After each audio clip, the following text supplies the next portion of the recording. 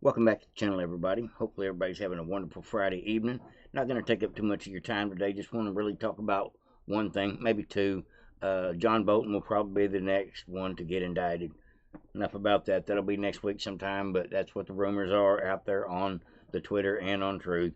So, enough about that till it actually happens, but you heard it here first, hopefully.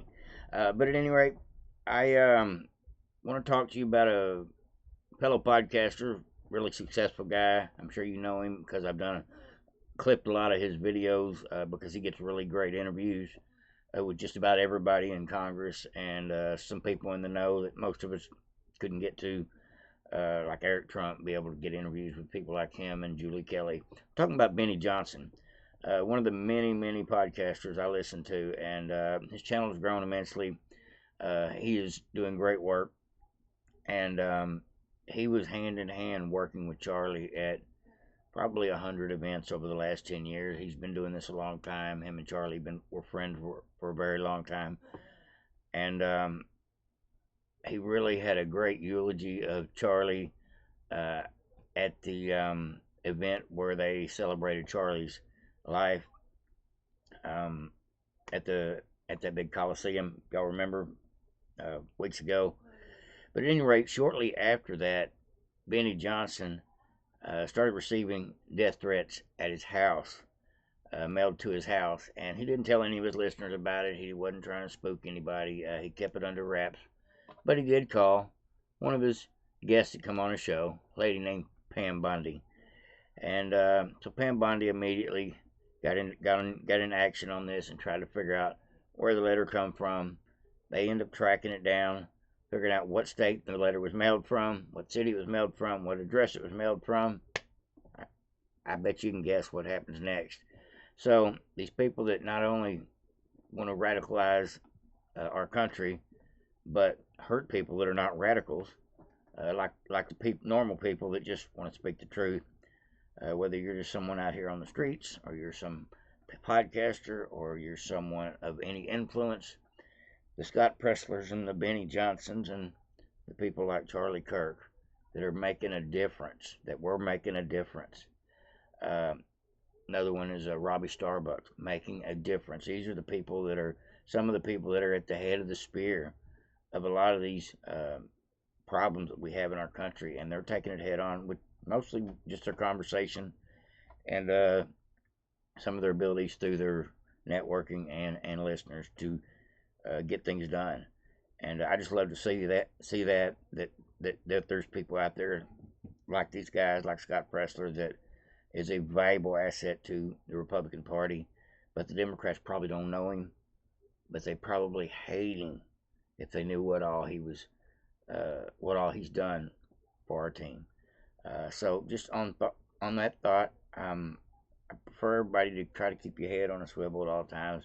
Be aware of your surroundings. Be careful, and we got to pray for all these people that are standing in the gap, uh, just trying to save our country. And Benny Johnson's another one out here doing it. And I just hate to hear that his family's being not just doxxed, but put in a compromised situation. So we're going to get some resolution on it. And I just thought I'd bring this to y'all, folks. They shot at Trump, tried to kill Trump. They killed Charlie. They've been shooting people in churches. Uh, just so many things in the last couple of months, and they're proud of all this violence. They're fomenting the violence. They're hoping the violence will continue. Even the head Democrats wants the violence to continue. It's part of the program. It was part of the original plan that they wanted all the illegals to be their new Antifa foot soldiers, in so many words. And that's what I truly believe. But we won't go down that rabbit hole. But let's listen to what Pam Bondi's got to say. And then we'll listen to Benny. His wife even got up there and spoke a little bit about it as well. I just thought everybody needed to hear this just because we are living in dangerous times with all these crazy lefties out there that have been warped by mainstream media, brainwashing the Democrat Party, illegal funding from evil people, and so many other things that is just rotting the brain. indoctrinating the children, just selling the lie. And we got to stop it, folks. And I'm glad to see Pam Bondi is going to make an example of this first clown that they were able to round up, knowing they've got hundreds and hundreds of people, including Marjorie Taylor Greene, several people that have been attacked. Rand Paul was attacked in the street. They get doxxed. People SWAT their house, where they call the police and say something violent's going on at your house, so the police will run up at your house at midnight or 1 o'clock in the morning with a gun. There's a lot of things that are going on where these people are getting threatened, and they're just trying to tighten up on security they best they can. But I just hope every one of these people that are out here making a difference, making a real difference in this movement, I hope they've got great security, and I hope they're taking Secret Service type precautions, because so many words, I believe we're at war. There's some people out there that want to destroy what we stand for, America First, and anybody that stands for it. So, on that note, let's get into it. Beautiful, beautiful young family.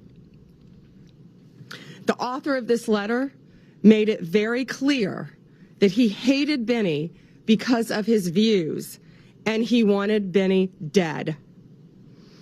This was a coward hiding behind a keyboard who thought he could get away with this. That's why we're standing up here today. You are not going to get away with threatening people in this way. And I'm proud to announce that we have arrested the author of this letter. George Isbell Jr. was taken into custody this morning, and we are charging him federally with mailing threatening communications. It is a crime, and if convicted, he is going to prison. Good. This was incredible teamwork. Benny. All right. Now, let me scroll down just a little bit for you folks. Bear with me, bear with me. It says, according to the complaint, on about September 18th, Isabel mailed a letter from San Diego threatening to injure his victim, a media personality located in Tampa Bay, Florida, where Benny Johnson resides, telling his victim that the victim needed to be exterminated. In the letter, he referenced one of the victim's friends, Charlie Kirk, a conservative political activist, we all know, and about being killed on a college campus. After writing that he hoped that the American flag strangles the life out of you, referring to Benny, the letter went on to state that maybe someone will blow your head. I won't even say that. Says, we can hope planning any public engagements. Love to see your folks, I don't even want to read this. This is bad. Wow. We'll let Benny explain it to us. But the individual has been arrested. This happened weeks ago when the original threat went out, and as is, they got him in custody. Got him in custody today. Got him in custody. Did y'all hear that one? That's good. I'm glad to see it. This guy won't be getting out anytime soon. Says this individual has been put into custody after threatening to kill my wife and my 4 children. And myself. Jesus. Alright, this is the full clip here. We'll watch the whole full clip, and we'll call it a wrap, folks. 1 month ago today, I witnessed my friend of 10 years, someone who I considered a brother, a loving husband, a devoted father, a generational leader, get assassinated on a live stream by a left-wing radical. Approximately 1 year ago, I witnessed the President of the United States get shot in the head by a left-wing radical, who also took the life of a Trump supporter in front of his daughters and wife. 2 months ago, Christian children kneeling and praying in a church were slaughtered by a left-wing extremist And 2 weeks ago, federal law enforcement was shot at multiple sniper rounds in a federal facility by a left-wing extremist. If it's happening every single week, is it that extreme? Or has the Democrat Party mainstreamed violence as a political tool? Absolutely. The individual who wrote me described why he wanted me dead. I was a white, cis, Christian Trump supporter. They described in great detail how I would be killed in an open field just like Charlie, how much blood would come out of my head and neck when it was blown off. This individual described orphaning my 4 beautiful children and widowing my wife with great joy.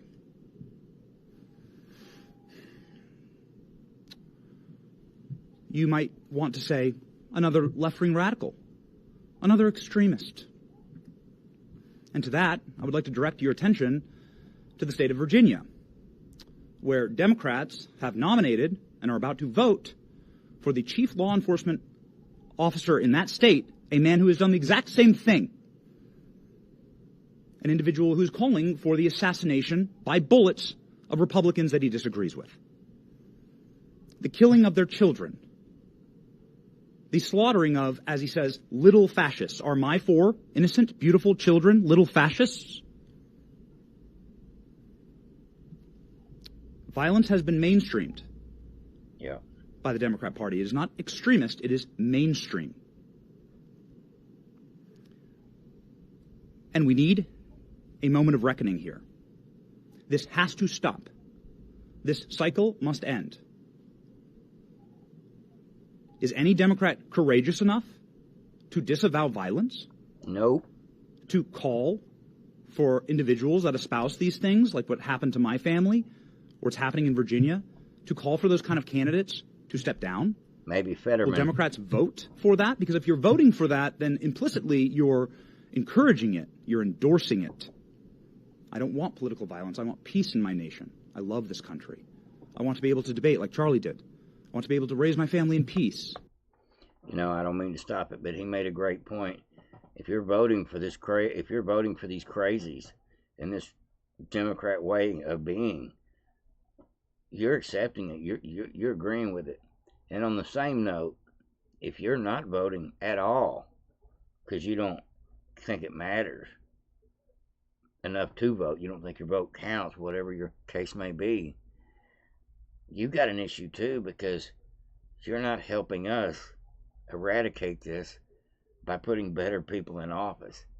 So it goes both ways. We've got crazies on the left and I guess inadequate people on the right, people that don't vote, don't register to vote, don't vote every 2 years. I'm going to encourage everybody right now that watches my channel or watches any of these podcasts, spends any of your life watching news, please make sure that you go vote in your local elections. Vote every 2 years, and the primaries 2026 coming up pretty quick. And of course in the presidential elections as well. It's absolutely necessary for us to right this ship, get our country going in the right direction. We have to have more participation than the Democrats can cheat us out of. Too big to rig, as they say.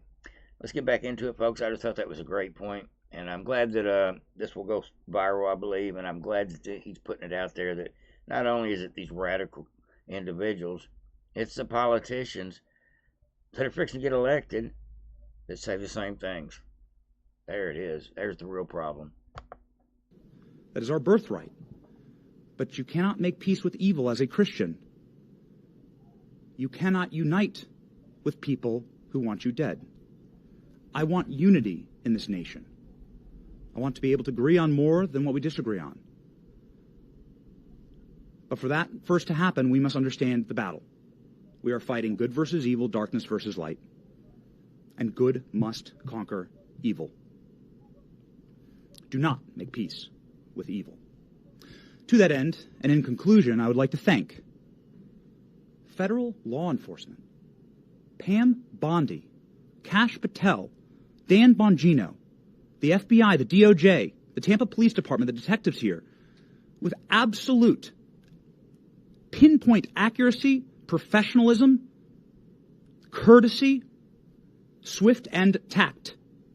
They were able to act instantly in order to make sure that my family was safe, potentially to preserve the lives of my children,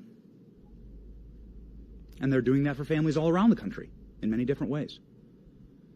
Every American should unite behind that cause. No matter who you are, you should say, this is a country where families should be able to raise their children safely, where people can have peaceful disagreements, where we can all live together under one American flag. I just want to profoundly thank the Trump administration and federal law enforcement and local law enforcement for saving my family. I will never forget it. It is the greatest goodness that has ever been done to me. And that is a thing that every American can get behind. The Trump administration making America safe again. God bless them. Wow. I just thought I'd share that with y'all folks, give y'all something to think about. I hate to say it, but if you're voting like a Democrat, you can't talk that stuff around me, because I'm not trying to hear it. I'm just not. I'll try to reason with you, but I'm not trying to be around these abortion-loving, crazy Democrats, these people that think open borders is the answer to, I guess, somebody to pick their cotton, clean their houses. I don't know. I can't do it anymore. I've drawn a line in the sand, and a lot of people, if I believe they're Democrat, I just don't even speak to them. I see them at work, and I avoid them like the plague. I don't want to deal with them, because they're going to do something like try to get me in trouble. That's my mentality, because a lot of these people, not all of them, not everybody that votes Democratic, but a lot of these people are just really lost, mentally, spiritually lost. And all I can do is pray to God for them, hope for the best for them. But as far as trying to hang out with a bunch of lefties, no, I prefer to keep my safety factor in check. And truth be known, I think we're starting to get to a place that our country is so tribal that you got to kind of decide who you're going to hang out with. Because if you don't figure it out, you don't want to be at the wrong place at the wrong time. This day and age, especially with all this political violence going on, it's gotten crazy.